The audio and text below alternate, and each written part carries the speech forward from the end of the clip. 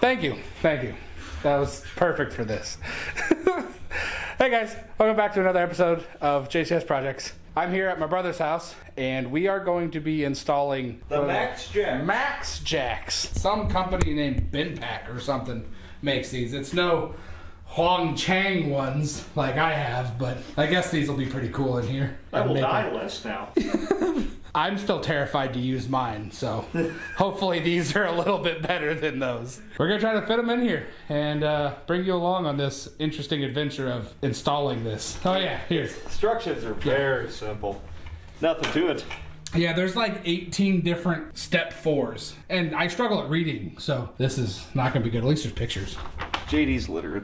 Good, he can read it to us. It's like story time. My instructions on my lift was bolt to floor, don't die, use at your own risk. We'll see how this goes. Explain to me where you get a Glory hammer drill. You can get the glory hole hammer drill anywhere, actually. Ooh. Look at that. Amazon. Look at that's a big boy. Wow. Okay, that's more impressive than I thought. Yeah. Never thought I'd say something you pulled out of a box was impressive. Look, it's even got, ooh, you got bits chisels. Hey, you know, this might actually be handy. Advanced lubricants. Well, that's inappropriate, sir. It's gonna pair well with the Owl Tools masonry bit set. Got 2 of them for like $11. So can you actually use that as like a, not just a hammer drill, but like a... I have no idea. Chisel thing? Like an air chisel? But I definitely don't know anything besides automotive tools. Yeah, so I don't even know what that is. Luigi thread sealant, or Lujo. I think that's Loogie. It's from Jingu Middle Road, Yinzhou Industry Zone, Ningbo, China. Lugu. Luigi. It's Lugu. Yeah. Now you're trying to be too... Don't church it up. You need a knife? Yeah. Oh. I come prepared. I don't carry a knife. I don't believe in violence. Jesus. Here you go. Okay. All right. Just a little bit of the Luigi on here, the Luigi goo. So this is step 4D, right? Yes, I believe so. All right, look at the Luigi. See the goo? Yep. There we go. Make sure you put the straight fitting in and then the nipple. Oh, we're doing that. Do not confuse the nipple. Oh. It doesn't thread in there very good. Ah, you just force it home. Okay. Scrape that off there. Just like that. I found a good use for this. Oh, good. Yeah. So, tell me a story on how a brand new lift gets mud all over the bottom of it. Well, when Saya delivers your lift, and then they only bring a pallet jack, and everything's very muddy, you just hook a chain to it to your pickup truck, and then just drag it out of their truck with it. Naturally. Yes. This goes. It's supposed to slide back down. Yep. Oh! It's a little crooked. Twisted. Oh, alright. We hit something. Oh.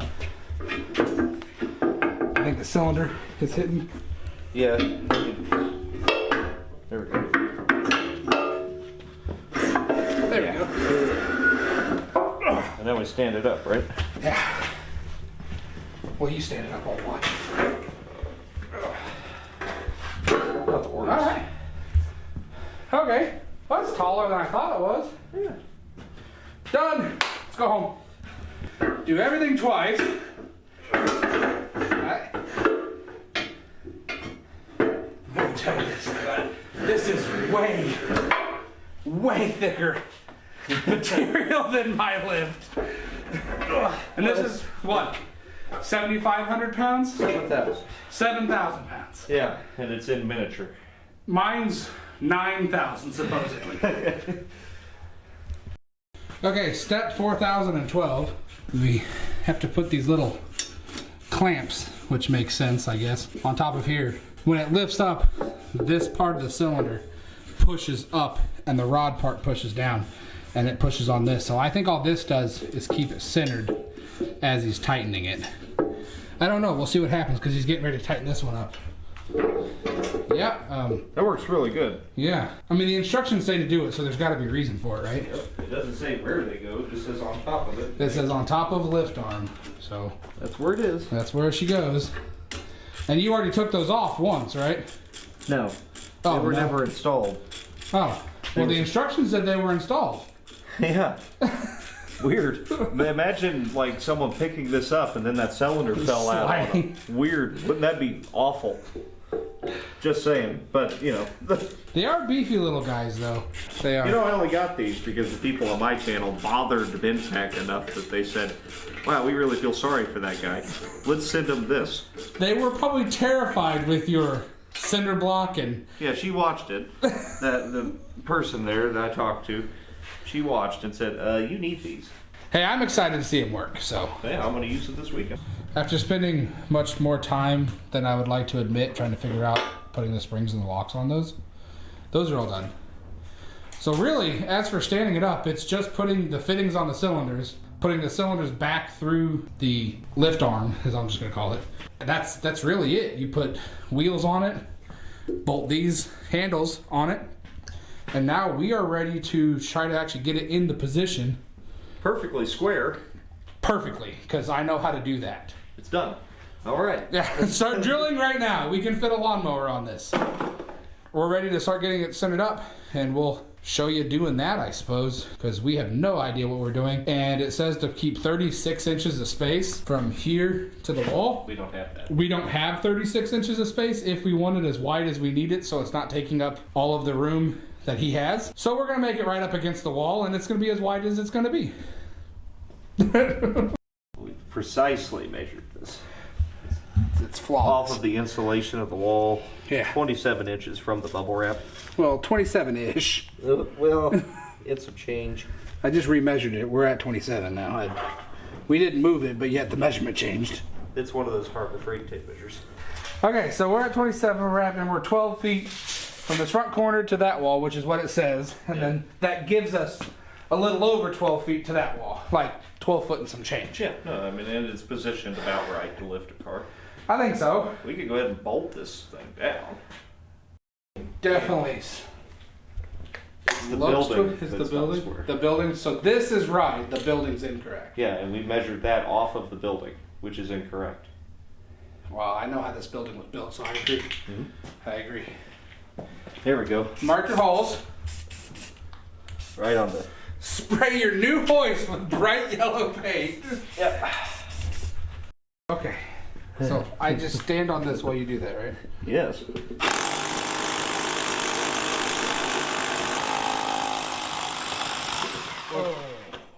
So we're supposed to have 5 inches of concrete penetration. You went all the way through. We went through the bottom of the concrete, yes. It was within an inch. Yeah. We went excessive on purpose, right? Yeah, yeah. It did say 4. Hold on. What did it say? It said 4 1/4. If you break through the bottom of the hole at 4 1/4, that's okay. Then we're good. We're good. That's sure. My calibrated eye showed that it was 4 1/4. Yeah. I mean, we kind of already drilled it, so... Now you just got to do this 9 more times. And you were perfectly straight up and down with that, right?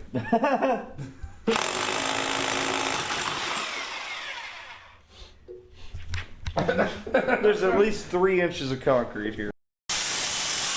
Oh. Why am I doing this without the safety glasses on? Oh, yeah. There you go. A little silica is good for you.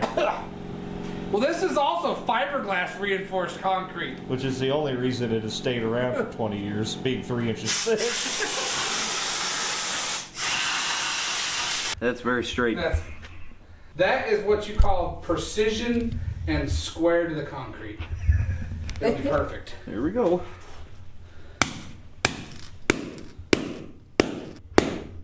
To the nut, right? That's what it said. And then Tighten this nut. This is setting the anchor into the concrete. Crooked and horrible. do this forever. It says 90 foot-pounds, so wherever your elbow says 90 foot-pounds. It's gotta be pretty close. I mean, I guess it's in there. I mean, we've got 9 more chances to get it right, so. Make sure you use your hydraulic protector glove to cover your hydraulic cylinder hole. Always use a glove, guys. I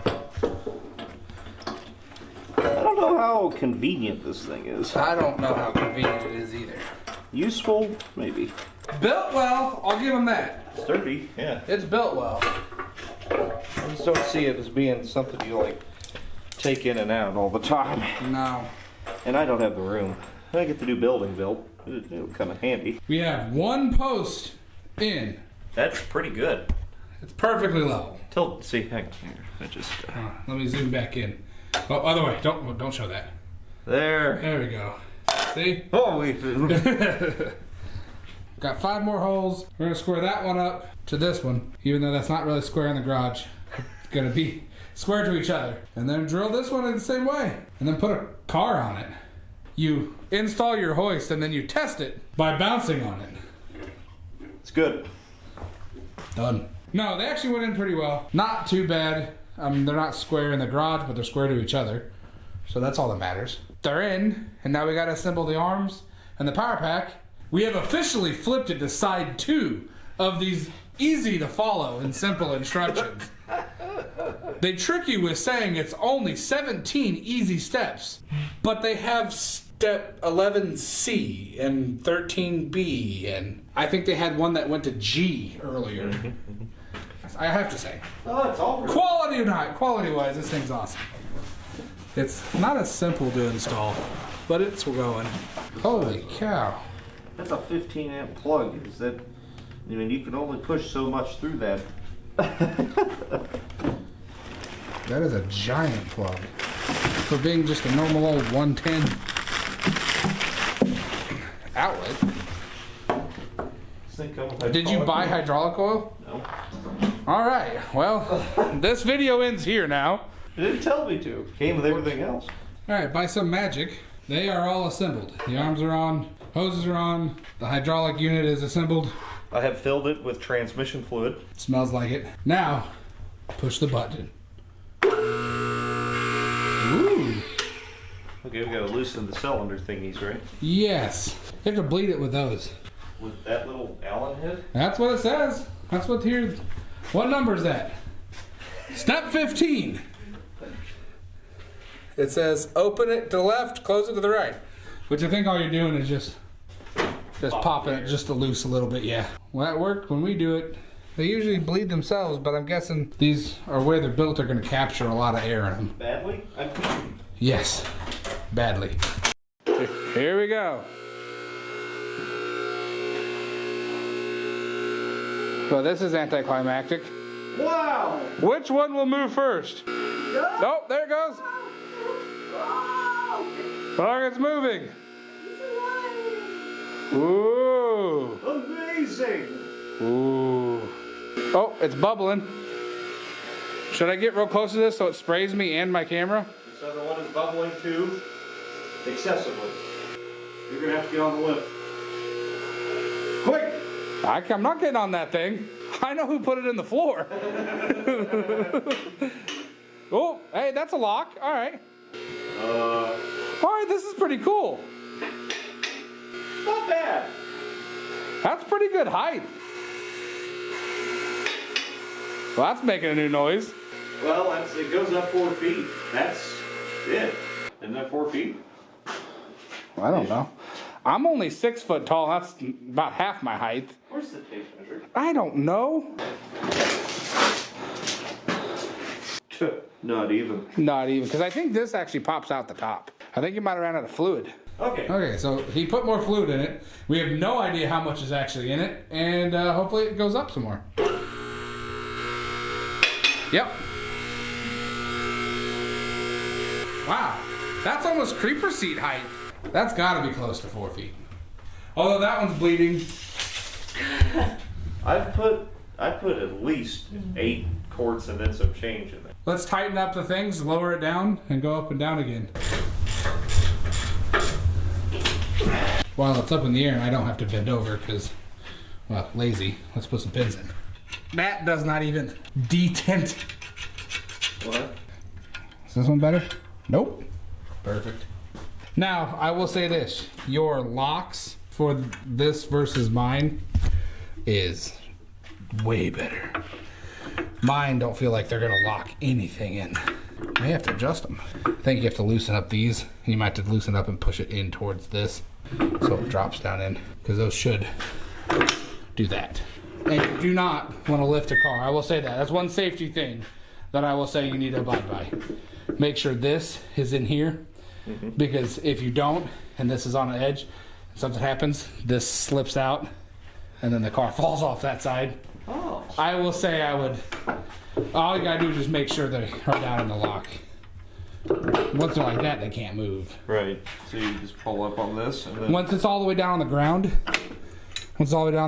it'll hit that and push it up, so you can swing it out when it's on the ground.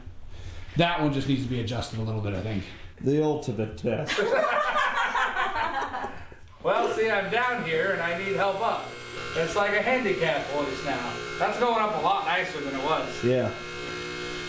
This is nice. I need to install one of these next to my bed. Right next to the shitter.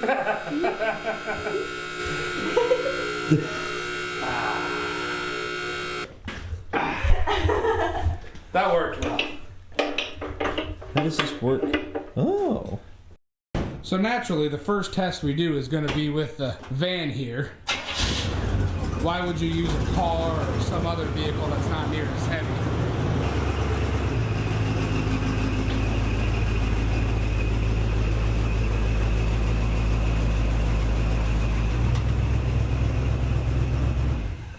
Well, with the van, I mean, the thing is about as short as anything you're going to put on there. I mean, I think it's about... the length of these vans is similar to an A-body. And that's pretty close. And they're wide, for sure. They're as wide as a truck. Yeah. So as far as that goes, that's not bad. I think we're in a good spot. Yeah, let's see what happens. So here's the kicker on these vans. The frame rails are way the hell up in there. It'd actually be a pretty good test of this thing. Oh, wow. Yeah. I think you're going to hit the pinch welds before you get to the car. So are 2x4s kosher for lifts? I don't see why not. I mean, all the spacers are just another tube. So when it doesn't fit and you're trying to test your hoist for the first time, naturally you want to put 2x4s on top of your lift arms, because I don't know how else you're going to do that. I'm not really sure what's happening. Nope, stop. It's pulling out of the ground. It's pulling out of the ground. Okay. Well, this doesn't work. Well, that was a fail. I'm watching the floor pop as it's going up. Yep. Those anchors are not tight in the floor. Hey, but on the plus side, I did find your screwdriver. Sweet. Cool. Well, we'll put this in the new building. Yeah. This will go in the new whenever we have thick enough concrete. What we learned here, and then what you just witnessed, is pure success. This is exactly how we meant this to go. And you can refer back to this at any point in time for proper installation of one of these MaxJax. You gotta see what not to do. Yeah, this was flawless, perfect execution of two professionals. Okay, don't follow anything we do, guys. That didn't work. We don't have the right anchors and the concrete's too thin. So this will be awesome in his new building. That's gonna be coming up in some century. This one didn't go down. Oh, this one. This one's got the lock, yeah. So I have to go back up. Yeah, that's terrifying. They're installed. Our concrete floor is not doing it. We kind of knew that when we were doing it. We just figured, you know, why follow instructions and do what they say. Apparently sometimes that's important. So, that's installing MaxJax. I do not recommend following anything we did. Thank you for watching. Alright guys, so this is the next day after we went and tried to install those MaxJax at my brother's house. Didn't go so well. It went fine, the install was fine. Found out his concrete was only like 3 inches thick, and we tried to do it anyways. Those parts of the instructions are true. You need like 4.5 inches at least of concrete, or else it tries to pull the lift out of the ground. So that part Very important part. We can cut a pad, cut the concrete out, dig it down, make a thicker pad, bolt it all back together. But it's not really worth it for him to do in that shop because he's getting ready to build another shop and he's just gonna wait for those and put them in that shop and then leave his current one alone. Since it really wasn't big enough space and wasn't the best fit anyways, we were going to do it because we had it and it'd be fun to have. So past that, last night I went and picked up another truck. It's not to build this truck, it is to build another truck that I have, and I'll introduce you to that truck here in a few minutes. It was pitch black when we got there. We left super late. I tried to take some video. It looks horrible. It doesn't work. It's light outside now, and I'll show you the truck after we got it all unloaded and sit in the drive. I got it for the bed. It's in good shape. The cab's not. There's no title for this truck, but it is a short wheelbase 83 Chevy square body. There it is. Actually looks pretty good. I really like the truck, even though it's a turd. This side looks really nice. The other side doesn't. Let's see what we have and what's good on it. What's good are these beautiful, deep wheels. Everybody likes those from the 80s. It is an 83 with a 6-cylinder in it, but it is a California emission 6-cylinder. I can say that I've never really seen it with all these air in the valve cover, and these guys, I have no idea if the engine's stuck.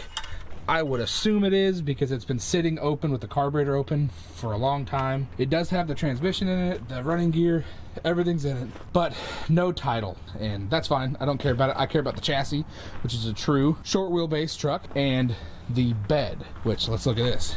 The bed is nice. Little rust in the steps here, little rust here, but it's solid. It's got all the crossbars, everything, not rotted out at all. Not even a little bit. The wood's gone, but of course, you know, that makes sense. But the header's not rotted. The tailgate's not rotted. I mean, it's gonna be an awesome Stepside.